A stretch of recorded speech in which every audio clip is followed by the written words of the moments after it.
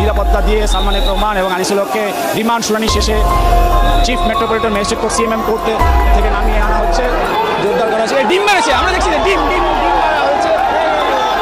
10 দিন করে রিমান্ডে নেওয়া হলো বিগত আওয়ামী লীগ সরকারের প্রভাবশালী 2 নেতাকে। শেখ হাসিনার সাবেক উপদেষ্টা সালমান এফ রহমান এবং সাবেক আইনমন্ত্রী আনিসুল হককে নিউ মার্কেট থানার হত্যা মামলায় 10 দিন করে রিমান্ড মঞ্জুর করেছে আদালত। সম্মানিত দর্শক মণ্ডলী, আপনারা সকলে জানেন গতকালকে যে দরবেশ বাবা নামে খ্যাত সেই সালমান রহমান অর্থাৎ প্রধানমন্ত্রীর যে একজন গুরুত্বপূর্ণ দায়িত্বে ছিলেন সেই সালমান রহমান, এমনকি তার সাথে সাথে সে আইনমন্ত্রী আনিসুল হক তাদেরকে যে রিমান্ডে নিয়েছে আপনারা সকলেই জানেন। এমন একজন ব্যক্তি যে দেশের একজন মন্ত্রী ছিলেন উচ্চ পর্যায়ের, দুজনেই কিন্তু যোগ্যতাবান, এমনকি আওয়ামী লীগের যোগ্য, আমার কথা স্পষ্ট বুঝবেন, যেখানে আওয়ামী লীগের যোগ্য বলছি, আওয়ামী লীগের যোগ্য তারা মন্ত্রী ছিলেন দুজন। আর সেই মন্ত্রীদের আজকে কি অবস্থা হয়েছে, যেখানে তাদেরকে ডান্ডা বেরি পরিয়ে, এমনকি যেভাবে একজন ফাঁসির আসামিকে নেওয়া হয় সেভাবে তাদেরকে নিয়ে যাওয়া হচ্ছে। এমনকি মানুষ ডিং নিক্ষেপ করছে, ঝাড়ু নিক্ষেপ করছে তাদের গাড়িতে। তারা যখন আদালতে তাদের জন্য রায় হয় যে রিমান্ড মঞ্জুর করেছে, যারা এই মামলার দায়ী ছিলেন, মামলার যারা দাবিদার, যারা মামলা করেছে, তারা যে আবেদন করেছে 10 দিন রিমান্ডেই কিন্তু মঞ্জুর করেছে। এখন মূল বিষয় হলো রিমান্ড মঞ্জুর করেছে, ইতিমধ্যে রিমান্ড হয়েছে। তাদের রিমান্ডে কি বিষয় স্বীকার করেছে আনিসুল হক, এমনকি সেই সালমান রহমান, বিস্তারিত দেখলে আপনি রীতিমতো অবাক হয়ে যাবেন। অবশ্যই তাদের থেকে অনেক কিছুই প্রকাশ পাবে। তাদেরকে আইনের আওতাধীন নিয়ে কিছু শাস্তি দিলে তাদের থেকে অনেক তথ্য বের হবে। কারণ এই 16-17 বছর মানুষের উপর যে নির্যাতন নিপীড়ন করেছে, অবৈধভাবে টাকা পাচার করেছে, এই দুর্নীতি করেছে, এই সমস্ত তথ্য অনেক কিছু পাওয়া যাবে। শুধু তারাই জড়িত নয়, অনেক রয়েছে।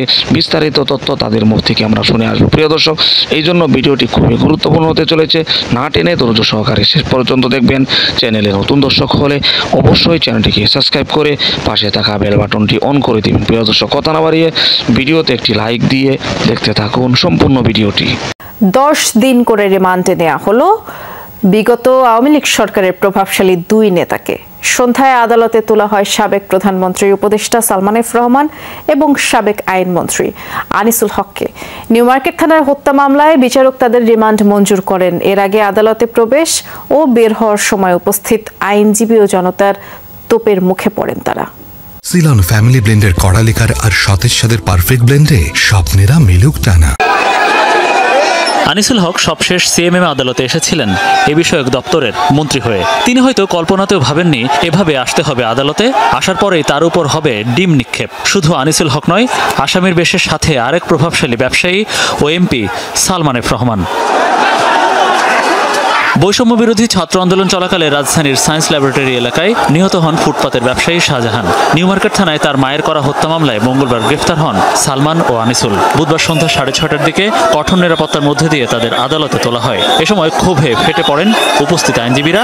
তাদের বিরুদ্ধে বিভিন্ন স্লোগানও দেন, ছুড়ে মারেন বিভিন্ন জিনিস। পরে আদালতের এজলাসে গারদের ভেতরেও ক্ষোভের মুখে পড়েন তারা। তখন পুলিশ সদস্যরা তাদের ঘিরে ছিলেন। জনাকীর্ণ এজলাসে জিজ্ঞাসাবাদের জন্য 10 দিন রিমান্ড চাইলে আদালত তা মঞ্জুর করেন। এ সময় আসামিপক্ষের কোনো আইনজীবী ছিলেন না। বিজ্ঞ আদালত রিমান্ডের দরখাস্ত শুনেন এবং মামলার বাদী সেখানে উপস্থিত ছিল।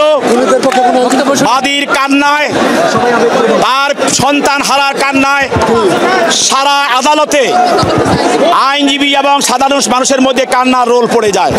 আদালত সবকিছু বিবেচনা করে মামলার এজাহার এবং রিমান্ড পিটিশন পর্যালোচনা করে এই আসামিদের বিরুদ্ধে 10 দিনের রিমান্ড মঞ্জুর করেন।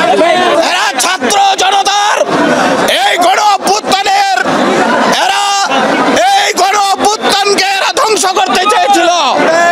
এরা দেশের শত্রু, এরা জাতির শত্রু, এরা শিশু কিশোরের রক্তের উপরে দাঁড়িয়ে দেশ শাসন করতে চেয়েছিল। এরা এই আসামিরা তারা নানাভাবে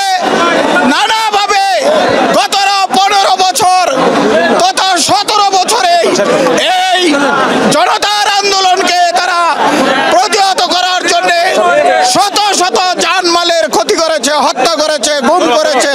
এজলাসে শুনানির সময় নিহত শাহজাহানের বাবা বলেন, ছাত্র আন্দোলনের প্রতিটি হত্যার হুকুমের আসামি তারা। তাদের ফাঁসির দাবি করেন ভুক্তভোগী। আমরা চাই যে আমার ছেলের বিচার, আমার ছেলের বিচার চাই। আমার ছেলেকে কারা মারছে তাদের সবাইকে আমরা বিচারে আওতায় আনতে চাই। রিমান্ডের আদেশ শেষে আদালত থেকে নামানোর সময় উপস্থিত জনতার ক্ষোভের মুখে পড়েন সালমান এফ রহমান ও আনিসুল হক। রাত 8টার দিকে সেনাবাহিনী এবং পুলিশের কড়া নিরাপত্তার মধ্যেই ডিবি অফিসে নিয়ে যাওয়া হয় আসামিদের। তারা মূলত নিউ মার্কেট থানা রিমান্ডে থাকবেন, তবে রাখা হবে ডিবি কার্যালয়ে। কে জানতো যারা সরকারের বড় বড় নীতিগত সিদ্ধান্ত নিত, কে আটক হবে না হবে, কে ডিবির হেফাজতে থাকবে, কে কোথায় থাকবে না থাকবে, এই ধরনের নীতি নির্ধারণী বা বড় বড় সিদ্ধান্ত যারা নিতেন তারাই এখন ডিবির হেফাজতে, তারাই এখন গারদের মধ্যে, তারাই এখন ডিবির রিমান্ডে। এই আদালত পাড়ায় যারা বিক্ষুব্ধ আইনজীবীরা এসেছেন তারা বলছেন, এই বৈষম্য বিরোধী ছাত্র আন্দোলন যখন শুরু হয়, শুরু থেকে যদি সরকার নমনীয় অবস্থায় থাকতো তাহলে হয়তো এই হেভিওয়েট আসামিদের এই পরিণতি হয় না। মনিরুল ইসলাম, যমুনা নিউজ, ঢাকা।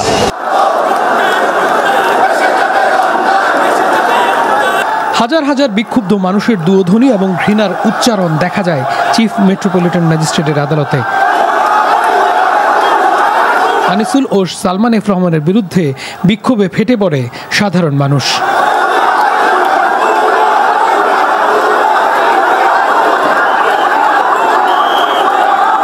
কেউ স্যান্ডেল হাতে, আবার কারো হাতে ডিম, আবার কারো হাতে ঝাড়ু দেখা যায়।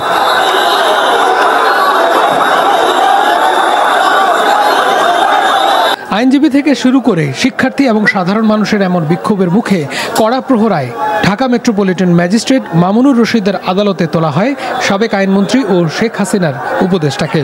তাদের বিরুদ্ধে 10 দিনের পুলিশি জিজ্ঞাসাবাদের আবেদন করেছেন মামলার তদন্তকারী কর্মকর্তা।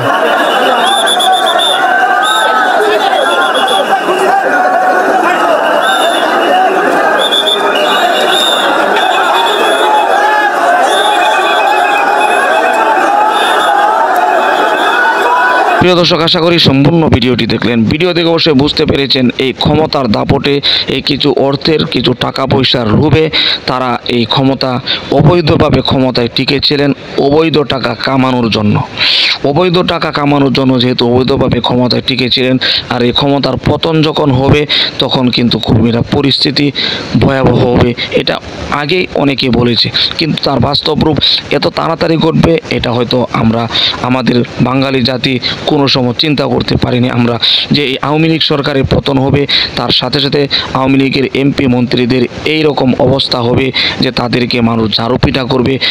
প্রত্যেকটা এমপি মন্ত্রী যারাই সব থেকে অপরাধী তাদেরকে কিন্তু আইনের কাঠগড়ায় দাঁড়ানো হচ্ছে একের পর এক। প্রিয় দর্শক, অবশ্যই ভিডিওটি দেখেছেন। এই ভিডিও সম্পর্কে আপনার কোনো মতামত থাকলে আপনার মূল্যবান মতামতগুলো কমেন্ট বক্সে জানিয়ে দেবেন, এমনকি এই ভিডিওটি শেয়ার করে সকলের মাঝে ছড়িয়ে দেবেন। প্রিয় দর্শক, আজকের মতো এখানে শেষ করছি।